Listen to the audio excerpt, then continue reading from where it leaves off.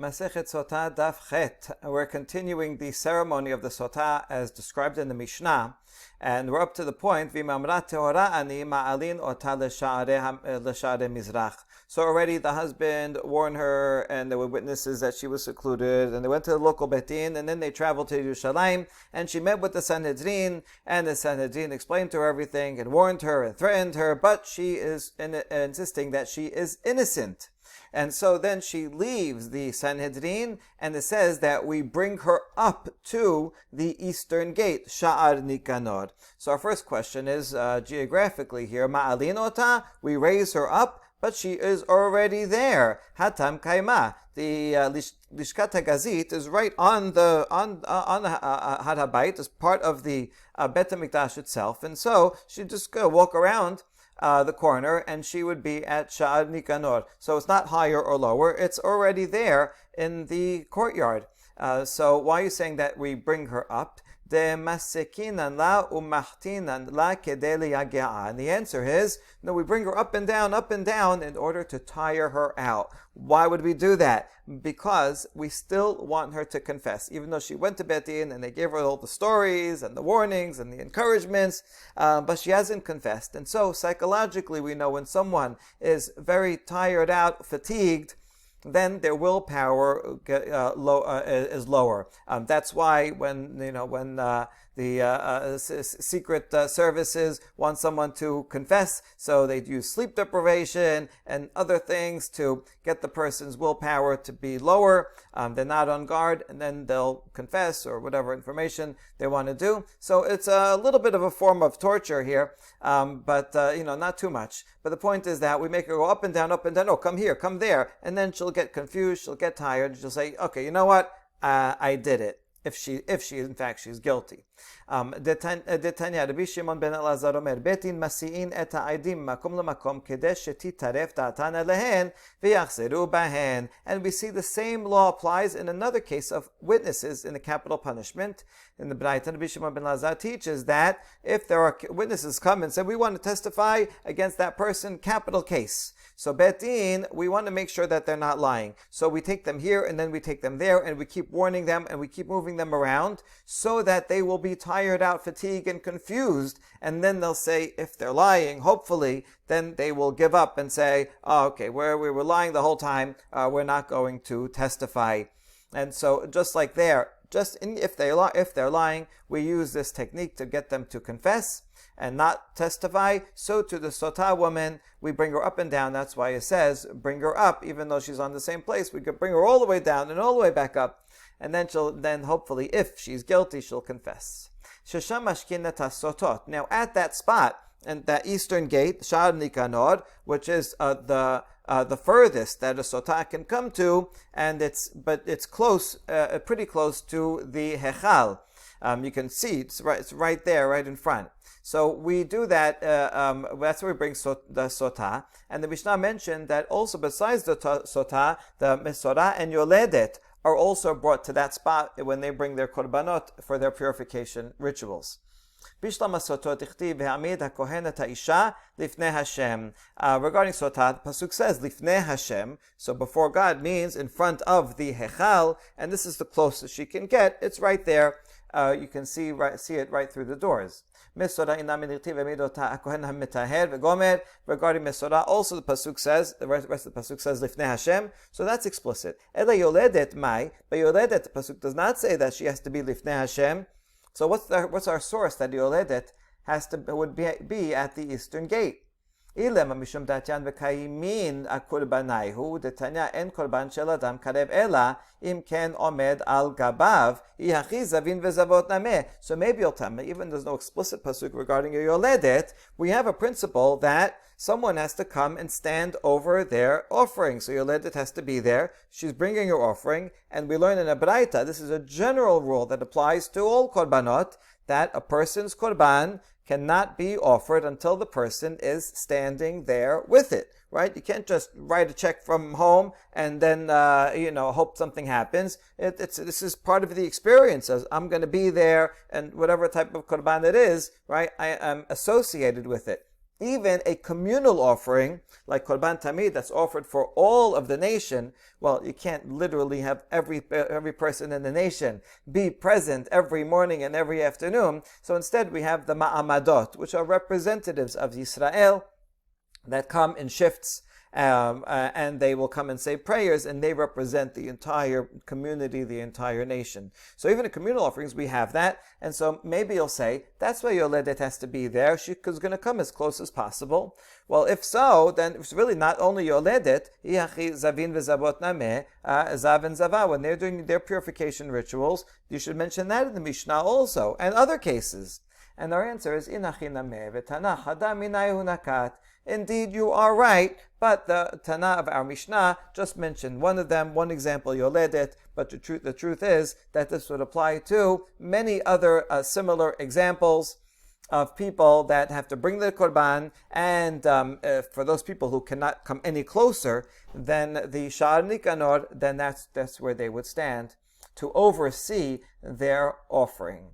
Tenor Banan en mashkin shete sotot kachad kedei shelo yehe liba gas bechaverta. Rabbi Yehuda Omer lo min Hashem hu zeh ela amar kera otah lebadaha. Now another braita, it's also found in a Tosefta, says we do not give to drink two sotot simultaneously. You have two women who both are sotot, maybe but two different husbands happen at the same time to warn them, and they brought them to the Bet HaMikdash, and now can you do a 2-for-1 special?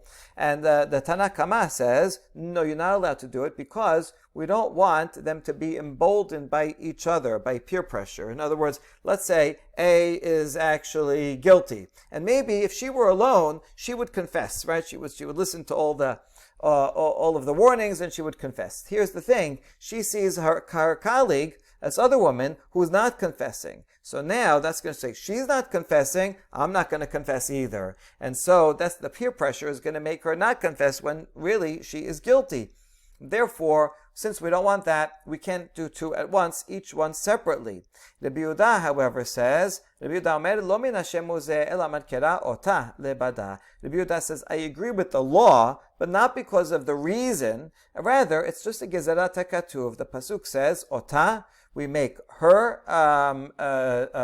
stand there and do the ceremony, her in singular, and not two at the same time. Okay, so they both agree, except one uses a psychological reason, and the Yehuda uses a pasuk. Now we ask, Tanakh Kama hakediv otah, but the Tanakh Kama, doesn't it also say otah? Why are you bringing a psychological reason if you have an explicit pasuk?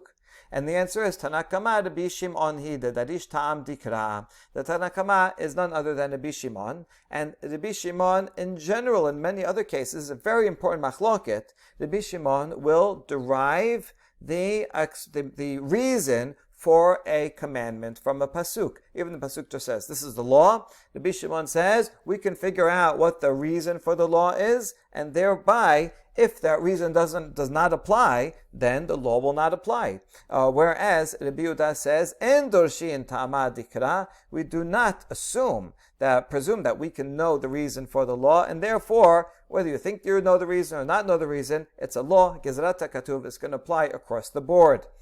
So therefore, according to Rabbi Shimon, umatam kama. Rabbi Shimon says, I agree with you, Rabbi Yehuda, that the derivation is from the word otah. I'm simply giving I'm giving a psychological reason. I'm telling you the reason why the Torah prohibits it in the first place. Matam otah lebada. Why only her alone? Kedei shelo yeheh liba gas bechaverta, so that they will not be emboldened by the peer pressure of the other. That's the reason for it. So I agree with that. That's pasuk, but I also think that that's the reason. And if the reason doesn't apply, then the law would not apply, according to Rabbi Shimon. So what would be such a case? My benaihu, ika benaihu rotetet. A difference between the two would be if the woman is shaking and trembling. It's obvious from the warnings that they gave her that she is so scared of this sotah water. If she was guilty, she would be confessing, right? She's not her not confessing is not because of peer pressure, and so in that case, since we know that the psychological effect of having two rather than one is not the reason why she's not confessing, in that case, Rabbi Shimon would say, really, you'd have to say that both of them are trembling. and there's no worry about peer pressure, then you could, in fact, have two of them drink at once. That would not be a problem. Okay, v'rotetet mi mashkin v'ha'en osim misvot chavilot chavilot. Further question to Rabbi Shimon. Wait a second. And let's say they are trembling.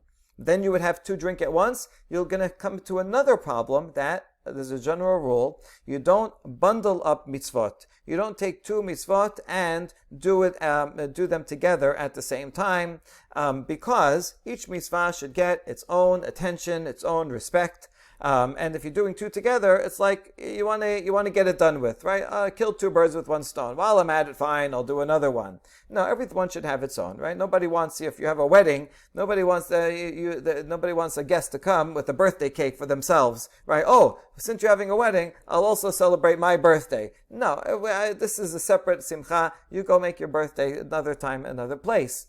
Right, every simcha deserves its own attention, and so mitzvah, we love the mitzvot, we want to give each one its attention. Now, sotah is a negative thing, it's true, but it's also a mitzvah, and so also deserves its own attention. And we know that this is true from a braita ditnan, en mashkin shete sotot kachat, en metarin shete mesorein kachat, en ros'in shene avadim kachat, en orfin shete agalot kachat, afi she'en osin mitzvot chavilot. This braita lists 4 different examples. One of them is sotah, that you don't do two at once, and also two mesora'in, their purification ceremony. We don't do both of them together. Each one is done separately. If you have two avadim ivriyim who want to stay with their masters after 6 years, and you're gonna put a hole in their ear, you do each one separately. You don't do two at once. And you also eglad ufa, if you find a murder victim and we don't know who did it, and then the elders come and they take this heifer and break its neck. Let's say you have 2 murders in the same time, in the same place, and both unknown. Then we also would not do both ceremonies at once. Well, you do one ceremony and do the other one separately. And all these 4 examples are because we don't make mitzvot bundled. And one of them is sotah. So Rabbi Shimon, you'd still have this problem. Amar Abaye v'tem Rav Kahana la kashya. Kan bekohen echad, kan b'shnei kohanim. Abaye says, no, it's not a problem. Here in the braita, we're talking about where one kohen is doing both. One kohen is serving both of them and giving them to drink simultaneously. So that one kohen is doing 2 mitzvot simultaneously. That's a problem of making them bundles. But if you have 2 separate kohanim, one kohen is dealing with this woman and one kohen is doing the ceremony for the other woman, then it's okay. It's not bundles. There's 2 people separately doing it. And since if they are trembling, so we're not worried about the peer pressure, so according to the Bishimon, you don't have the problem of otah either. Okay, good. HaKohen ochez bivgadeha. Now it says that the Kohen would grab onto her clothing and tear it. Tanur banan ufara et rosh ha'isha en li ela rosha gufa minayin. So this is a question because it doesn't say anything in the pasuk about tearing her clothing. Here's the pasuk. It says ve'midota hakohen. Ve'mid hakohen et ha'isha lifnei Adonai ufara et rosh ha'isha ve'natan al kapea et minchat zikaron. It just says that he uncovers or dishevels the head of the woman. It doesn't say anything about her body. So where does this come from that we should tear their clothing, her blouse?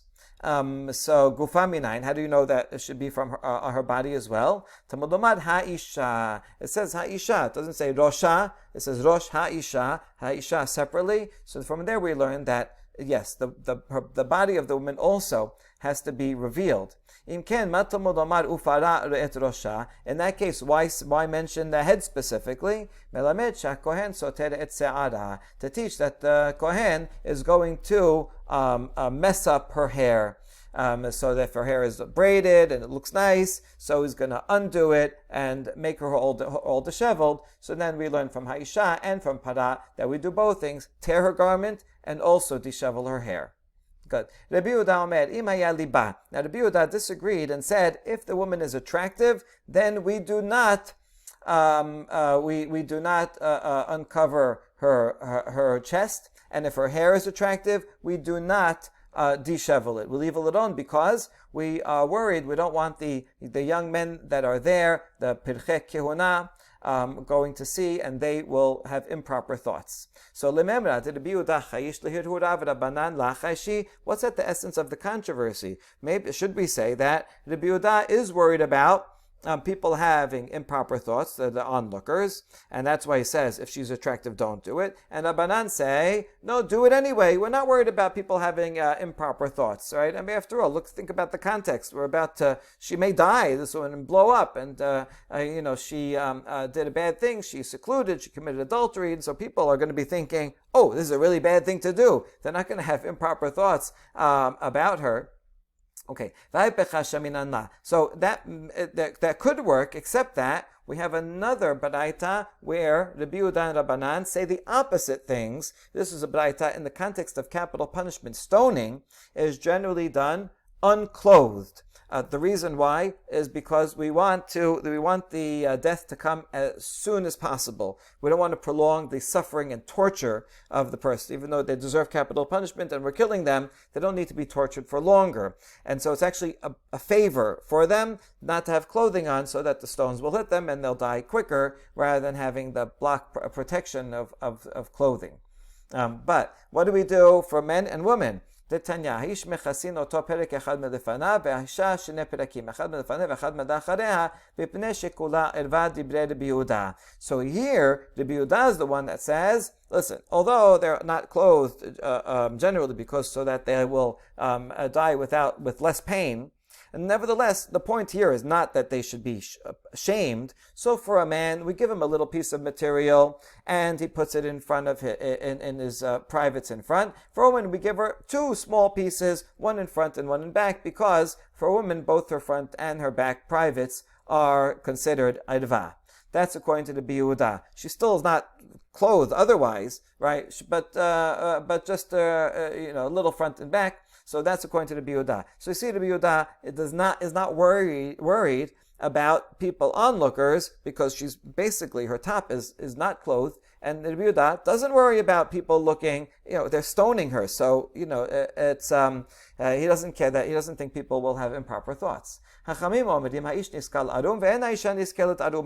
however, here say that a man is going to be naked, right? And you don't have to worry about this small piece of clothing for a man, right? That's the least of his worries, about to be stoned. He's not going to care about that.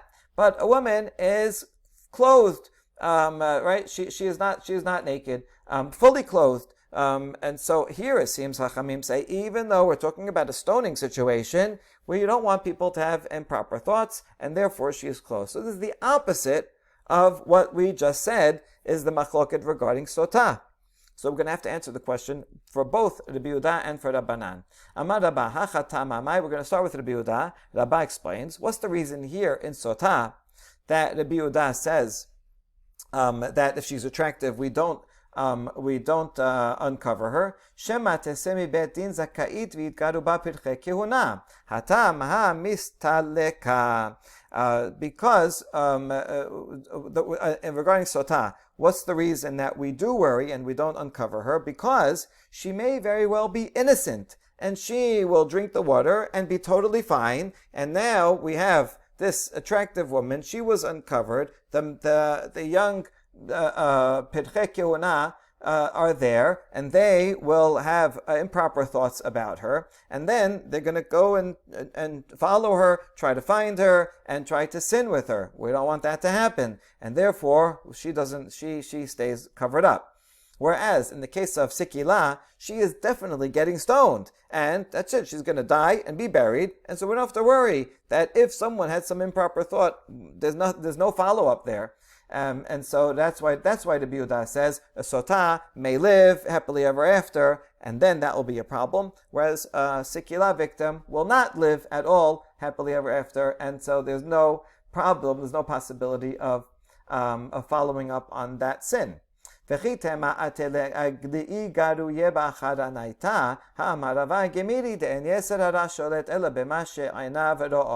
you worry, well, maybe it's true, but these the Pirchei Kehuna, they're looking at this victim of stoning, and even though she dies, but they will provoke and think about other women and then try to sin with someone else because they had improper thoughts about this woman. But Rava explains that psychologically the Yetzer Hara does not work in that way. Rather, Yetzer Hara fixates on what is in front of its eyes. And so this particular person in front of them, if a person feels attracted to them, then they're going to want to go and sin with that person. But if that person is out of the picture, then it doesn't transfer to another person, so we don't have to worry about that. All right, good. So that solves the problem for Rabbi Yehuda.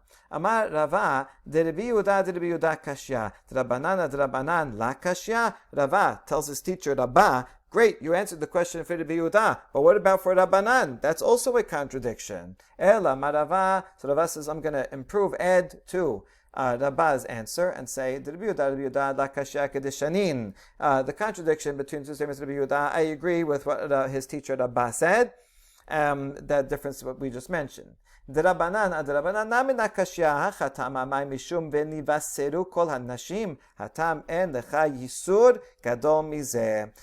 also I can explain it. Regarding Sotah, what's the reason that she should be disheveled? Even if she's attractive, it's important that she be publicly embarrassed because of the onlookers, that they should be warned that, don't do this. Especially the woman, as the pasuk in Yechezkel that we quoted said, that the woman will look and they will take heed and not do it again. So, if she's attractive and we don't embarrass her, then other people will say, oh, okay, I'm attractive, I can sin and I won't be embarrassed. No, the embarrassment factor is important, more important than worrying about what someone might have improper thoughts. That's why in Sotah, yes, you have to do the shaming. Whereas regarding the stoning, there's no more deterrent than the stoning itself, right? Because the stoning victim is definitely going to be stoned, and everybody's going to take heed and say, well, I don't want to be stoned like that, so I better not, violate Shabbat on purpose in front of Edim and all that. Okay, so that's the difference. Whereas the Sotah, she may very well live, and if she lives, so nothing happened to her, because if you don't cause her shame, and then she's in, so then people will not take heed and not learn any lesson from her. Okay, so that's the difference according to Rabbanan. Now, v'chitem ala avid ba'tarte. Wait a second, according to Rabbanan, why not do both? Why not have her the stoning victim? She's going to be stoned. Why not have her be humiliated also? Right? She did something pretty bad, so why not? No,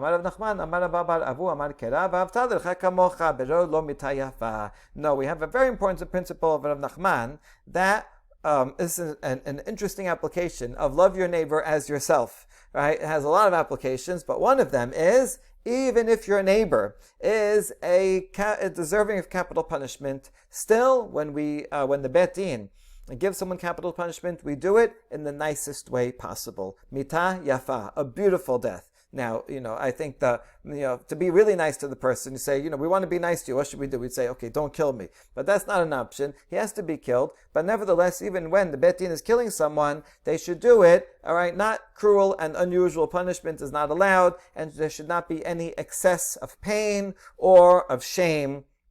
And it should be done as quickly as possible without maiming the body. It also should be as minimal as possible. So that's mitayafa. So that's a general rule that we use, that the rabbis use to define how exactly the capital punishment should be done. And so that's the reason for Rabbanan, that it's enough that we are stoning this woman to death. That'll be enough of a degradation and deterrent for other people. There's no need for her to be unclothed. Now, Lema de Rav Nachman Tana'ehi. So maybe, now that we know that Rabbanan are using Rav Nachman, Rabbanan are Tana'im, Rav Nachman is Amora, right? But they work together. So maybe we could say that this, whether you agree with Rav Nachman's principle, Rav Tadach Kamocha or not, is subject to a machloket between the Rabbanan and the Yehuda. Rabbanan follow Rav Nachman, and that's why they say that a stoning victim should be clothed, because we want to save her the degradation of being shamed. Whereas Rabbi Yehuda, perhaps he disagrees with this entire principle, and he says, no, we don't say V'avtal hakamocha does not apply to a capital punishment victim, and let her be stoned and degraded also, and give her only a fig leaf. But otherwise, she should be unclothed, and the Rabbi Yehuda does not have this principle. Should we say that? We want everyone to agree with Rav Nachman, right? This is an important principle. We apply it in lots of cases. So, rather, the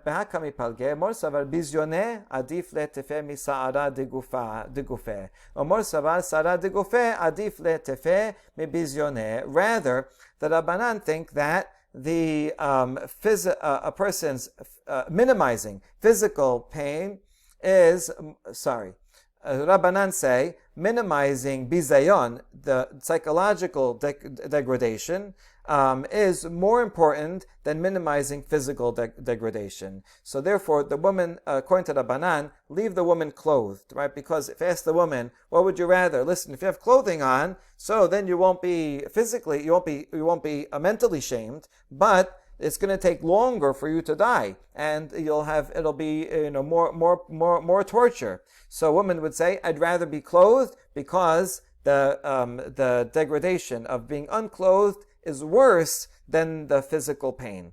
That's Rabbanan. Whereas Rabbi Yehuda says he thinks the opposite. Go do a survey, right, and ask people, what would you rather? And according to Rabbi Yehuda, he thinks that people would rather that I have a little more sarah de gufeh. Having pain physical pain is the worst. I'd rather have less physical pain and have more degradation by being unclothed. So therefore, we leave the woman more or less almost unclothed, except for just a fig leaf, and therefore, even though that will be shameful to her psychologically, but she'll the time of the capital punishment will be less, and she will suffer less, and that's what she would rather. But both agree that we are trying to do her a favor by making the pain, shame, physical or mental pain, as little as possible. The question is only which one would be best for her.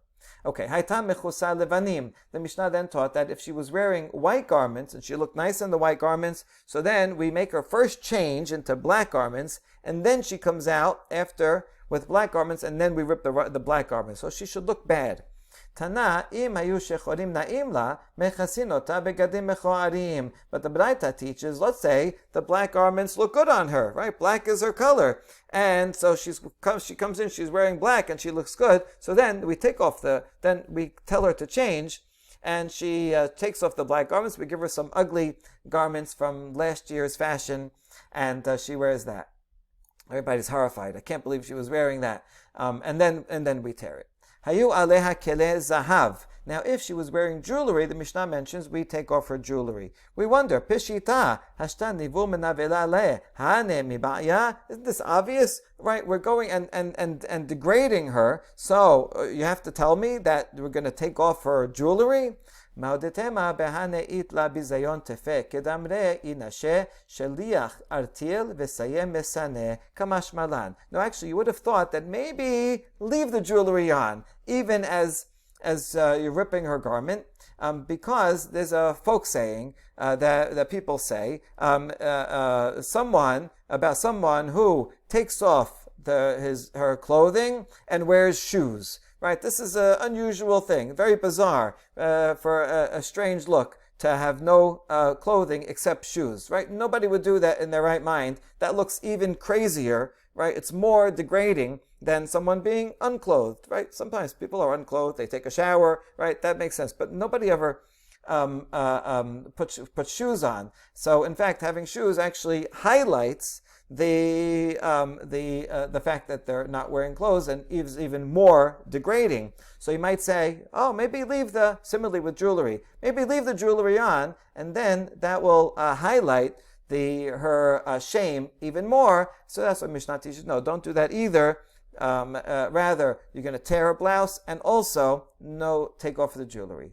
Mishnah continues and says, and then you bring this Egyptian rope, so even though she was degraded by tearing her clothing, but we don't want her dress to fall off, so we bring a rope and we tie it so that it will remain on. Question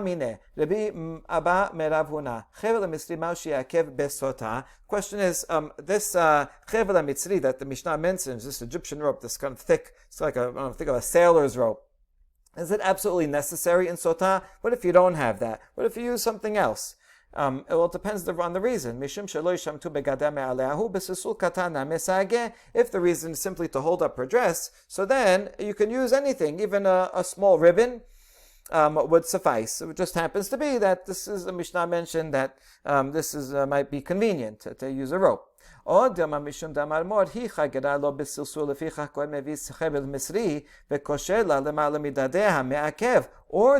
that this is in fact part of the degradation? As we're going to say, we're going to quote this source in a few minutes, that everything in the Sotah ritual is midah keneged midah. She, when she got dressed up to attract the adulterer, she put on this nice ribbon, and therefore, during the Sotah ceremony, we're going to give her this ugly Egyptian robe that she's going to tie around on her chest. So that's why it's part of the degradation. We can't give her a nice-looking ribbon. We have to use this Egyptian rope, and it's part of degradation. Therefore, you have to. That's the question, and the answer is Amar Tinituha. ואחר כך מביא חבל המצרי וקושרו לה למעמדיה כדי שלא ישמטו בגדיה מעליה. The Baraita teaches you bring the Egyptian rope so that her clothes won't fall off. It says the reason is to keep her clothes up, and therefore it's not specifically, it doesn't have to be an Egyptian rope, it could be anything.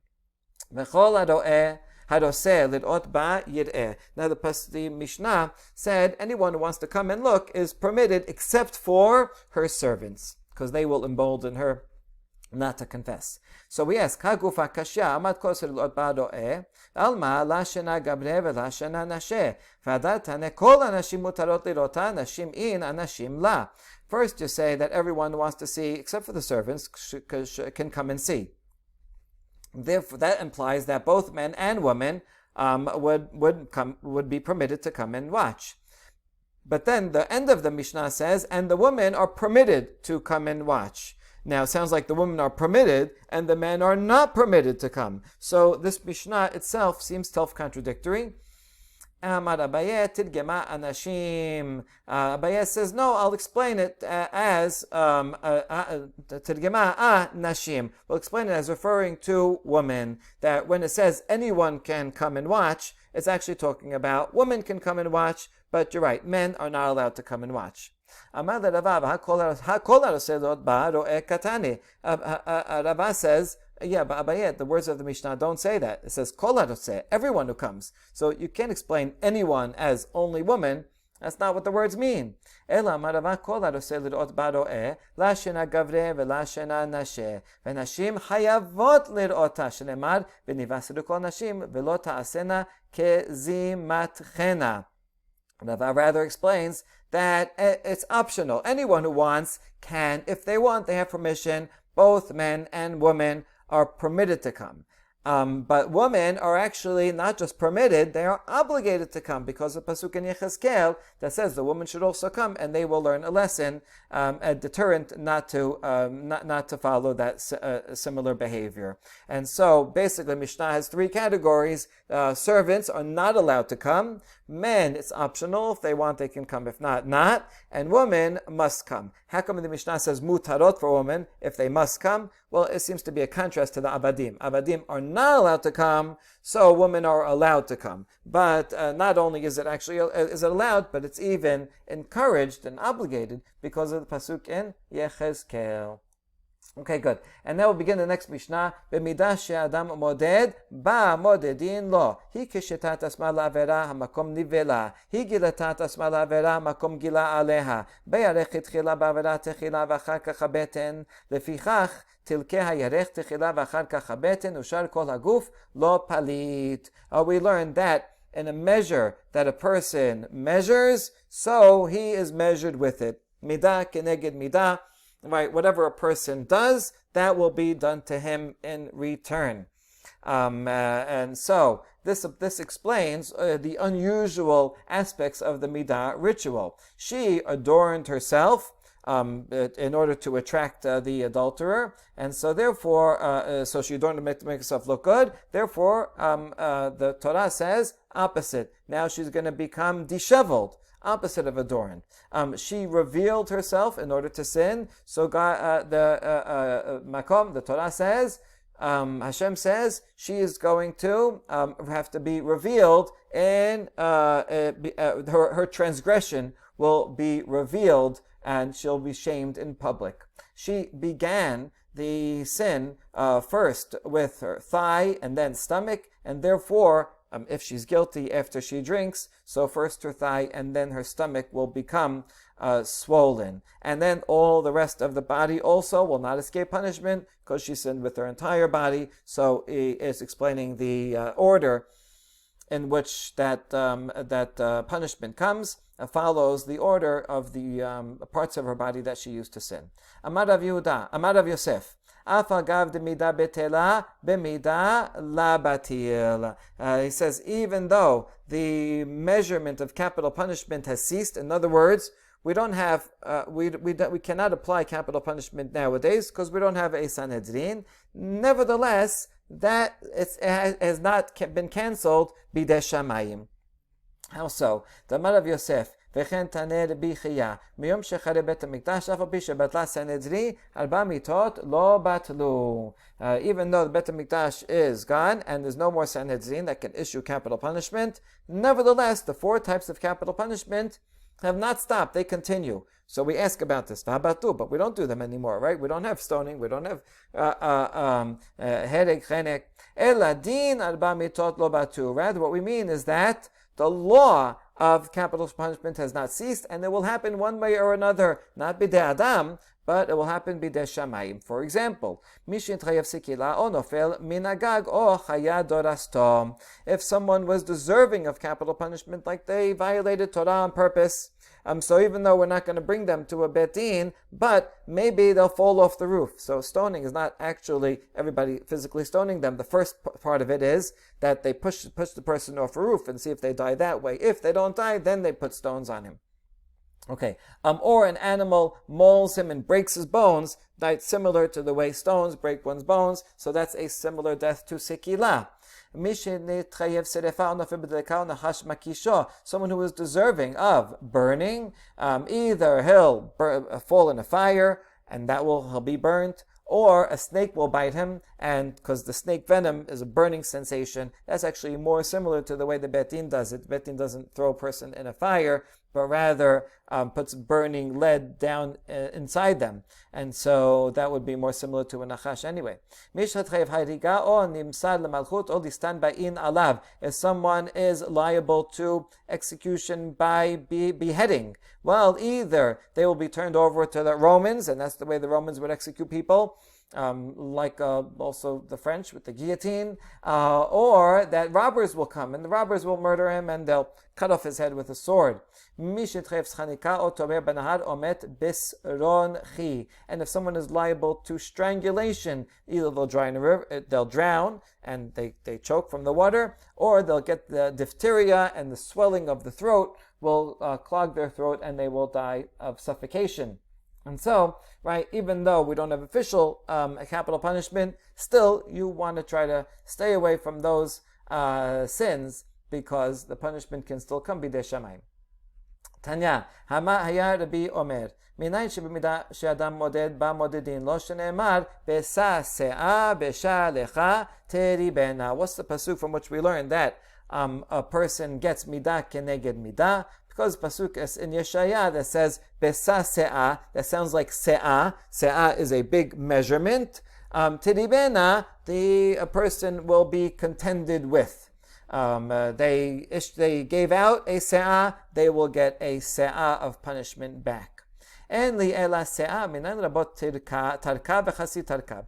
Ka v'chasi kab, roba v'chasi roba, tomen v'ukla minayin. So this pasuk only said se'ah, which sounds like a big punishment. And in fact, until now, we've been talking about capital punishment. So I understand capital punishment. A major sin requires a major punishment. But what about smaller amounts. So we give the figuratively, or actually literally, we give the other types of measurements of a half a se'ah, a tarkab or half a tarkab, a kab or half a kab, a quarter kab, an eighth of a kab, an ukla, which is very small, a 32nd of a kab. All these smaller measurements, meaning for smaller sins that deserve smaller punishments. Is that also, do we say midah keneged midah, or only for big ones?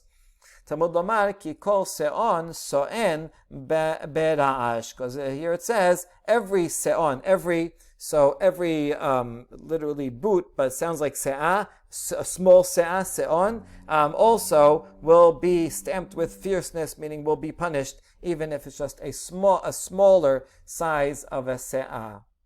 Okay. ומניין שכל פדותה ופדותה מצטרפת לחשבון גדול, תלמוד לומר אחת לאחת למסור חשבון. And how do we know that if you save up a penny at a time, then it comes to a big amount? In other words, even if one is not punished immediately for a small transgression, in the final account, all misdeeds will combine together and be addressed by a large punishment. In other words, not always that a big sin is a big punishment. A small sin is a small punishment. Sometimes a lot of small sins can add up and get one big punishment. So how do we know that that's true? From Pasuk in Kohelet that says one is added to one, and in the end, even though it looks like you're only saving, $1 here, $1 there, but compound interest, and after you come back for a while, you see that there is a big sum. And so we learn that from this pasuk that there's always an evening and out, small, big or small punishment and sin are addressed midah keneged midah. V'chen masinu besotah sheb'midah shemededa madeda ba'madedu la. And all this we can see applied in Sotah, that the measure that she did in her sin, she receives. He amida petach beta leraot lo leficha kohen ma'amida al shal nikanu mar'e kelona lakol. She stood at the entrance of her home to show herself off, so that she should be seen and attract adulterers. Therefore, the kohen is going to bring her in front of shal nikanor and show her disgrace to everybody. He parsa lo sudarina in al rosha levi kohen notel kippah me'al rosha manicho tachat ragleha. She put nice, attractive handkerchiefs on her head to attract people, and so the kohen is going to remove it and put it on the floor, and in front of everybody to show that she's disheveled. Ha kikishita lo paneha lefichach paneha morikot. She put on makeup on her face, and therefore the first step of her Sotah punishment is that her face will become yellow-green. He kachala lo eneha lefichach eneha boltot. She put eyeshadow on, therefore her eyes are going to bulge. He kala'a lo se'ara lefichach kohen soter et se'ara. She braided her hair to look nice for her lover, and therefore the kohen is going to dishevel her braids. He herata lo be'esba lefichach siporneha noshrot. She made gestures with her finger, like, come here, and therefore her fingernails will fall off. He chagera lo besilsul lefichach kohen mevi chevel lemisri v'kosher la lemala midadeha. She used ribbons as a belt to dress up for him, and therefore the kohen is instead going to bring not nice ribbons, but rather these Egyptian ropes, and use that to tie her dress so it doesn't fall off. He pashta lo et yerecha lefichach yerecha nofelet.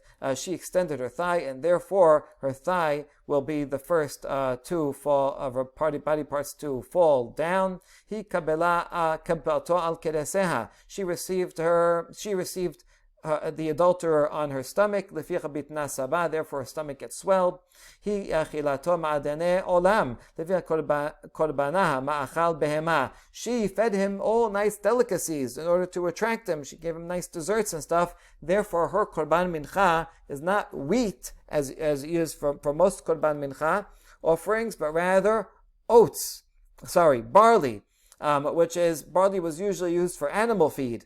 And so she's midah keneged midah, that instead of nice desserts, her korban has to be barley. Hi ishkatu yain meshubach bekosot meshubachin lefichach kohen mashkah b'mayim hamarim b'mkeda shel cheres. She gave him to drink fine wine and fine cups to attract the adulterer, and therefore the Kohen, when she drinks the bitter water, she drinks it in earthenware, simple clay vessel. Hi aseta beseter, yoshe beseter elyon, samba panim sheneemar, ve'ayin noef shamera neshef lemor, lo teshureni ayin. She did a sin in secret, and therefore Hashem, who dwells in secret in the Most High, is going to turn his face against her. As it says in Pasuk in Iyov, the eye of the adulterer waits for twilight, saying, no one's going to see me, right? They wait for nighttime, and then they sin. But in fact, Hashem, who is the hidden one,